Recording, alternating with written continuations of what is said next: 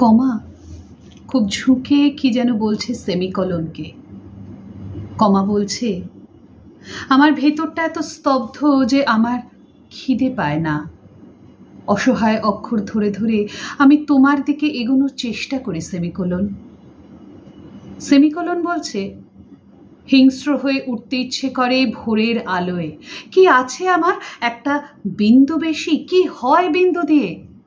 আমিও তোমার দিকে এগোনোর চেষ্টা করি, হয়তো ভালোবাসি তোমাকে। অন্ধকারে বৃষ্টি নামল। কমা আর সেমিকোলন জীবনে প্রথম বৃষ্টিতে ভিজছে। যাদের জীবনে কোনো জল নেই, শুধু অক্ষর আর অক্ষর। জ্ঞান ধরে রাখতে হয় বাঁ দিকে, জ্ঞান ধরে রাখতে হয় ডান দিকে।